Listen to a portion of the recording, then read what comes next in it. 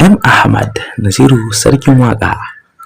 Tabbas sarkin waƙa Naziru ya kasance babban mawaƙi a masana'antar Kannywood ko in ce a Najeriya, domin me yawanci ba a fiye ganin sa a cikin masana'antar Kannywood da shi da yayansa Saira Movie.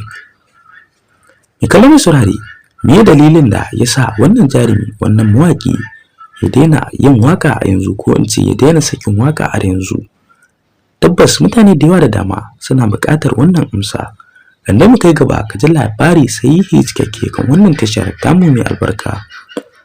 Abinda dai muke so da kai shine kalilan ne, daure ka danna mana subscribing karkashin wannan bidiyon da kake kai tare da alamar kararrawa, sai ka mana liking kuma za ka iya mana sharing zuwa group, WhatsApp, Facebook da sauransu.